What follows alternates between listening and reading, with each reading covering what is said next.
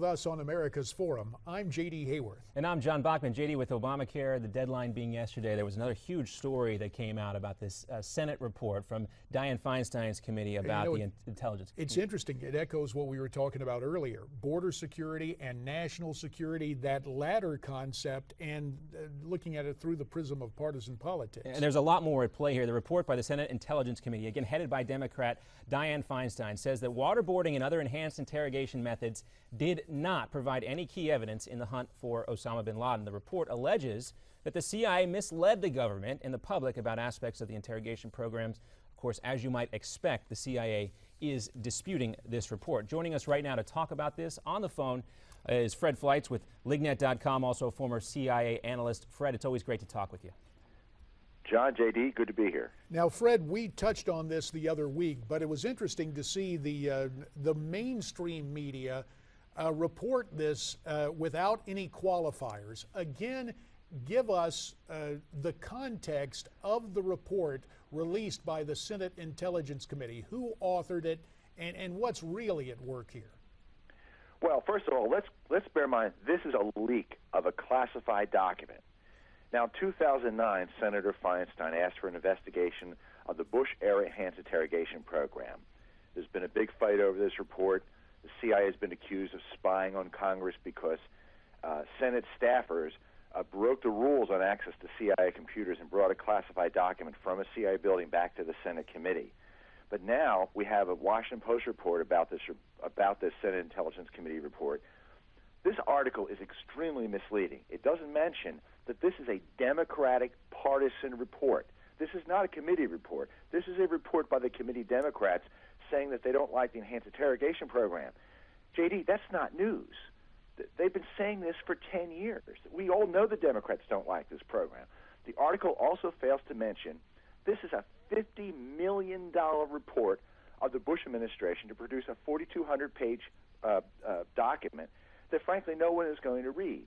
Why was this report leaked? Why did the Post not talk about the leak? And why did it not mention the extreme cost of this report of the Bush administration? And Fred, I think it's fair to ask too, what if the roles were reversed? What if this had been a Republican staff-driven report driven by Republican members of the Senate committee? I have to think the Washington Post would have been offering qualifiers aplenty about that. It's interesting, they're strangely silent about the genesis of this partisanly directed report. J.D., that's exactly right. And note how the Washington Post has been reporting Democratic complaints about the Benghazi investigation, that it's gone on too long and it's been too expensive. But they do a article on this $50 million Democrat investigation of enhanced interrogation, no mention of the cost of the investigation or that it's gone on too long. Fred, J.D., we've talked here on this show about the involvement of Senator Udall in all of this and how there's some political strings being pulled here behind the scene, perhaps, to put him out there as someone who's out in front of this topic in the CIA, and probably because it polls pretty well with Democratic voters here. J.D. and Fred, kind of talk to us about the political intricacies of this, and if you feel like this $50 million study is really just a political document put out there for the Democrats. Well, I think Udall is in trouble for his re-election bid, and I don't doubt that he's going to try to play up some of the work he's been doing on enhanced interrogation and NSA surveillance to advance himself to appeal to voters.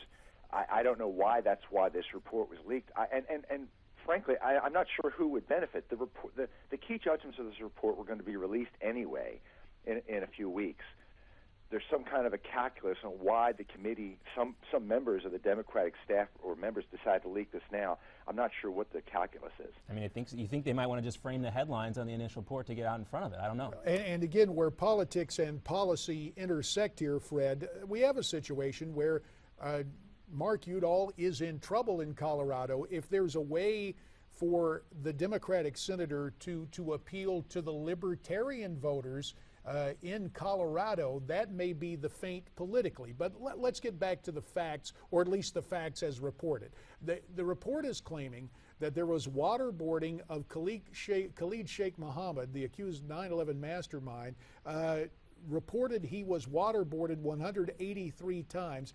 I really want to get this straight. Is the report saying that he gave up the name of an important al-Qaeda courier during a less aggressive form of interrogation? The report alleges that he may have given up the information before he was subjected to waterboarding. At least that's what the Post version of the report has seen. I haven't read the report. The Post hasn't read the report. Former CIA Director Mike Hayden, I know he's going to be on shortly, said that by 2006, most of our important intelligence on upcoming terrorist attacks came from enhanced interrogation. But you know what? None of the CIA officials involved in enhanced interrogations were interviewed by the staff. It's all a document review. Why didn't they talk to Hayden? Why didn't they talk to John Rizzo, the CIA General Counsel? Rizzo wrote an op-ed in USA Today last week saying, how can you write a report when the key people involved in this project weren't interviewed? Fred, you spent time on the Hill as a staffer and advising the House Intelligence Committee.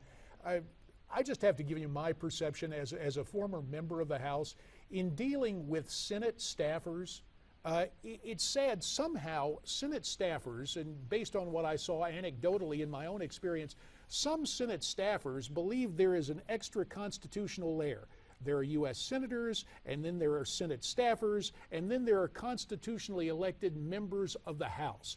Does this bespeak, this entire episode, a kind of arrogance of staff on the Senate side, and especially this kind of political opportunism? Are those kind of a toxic mix at work here with the release of this report and its very judicious or generous description through a partisan prism by the Washington Post? I think what you said is exactly right. The Senate staffers think they're in some kind of a special class. Some of them think they're senators or something just below senators. But these Senate staffers are doing what certain partisan members of the committee want them to do.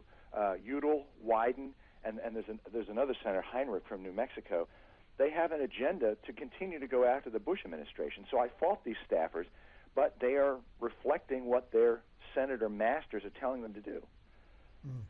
Politics, and this is the most troubling thing, Fred. You would believe that the goal is that politics stops at the water's edge.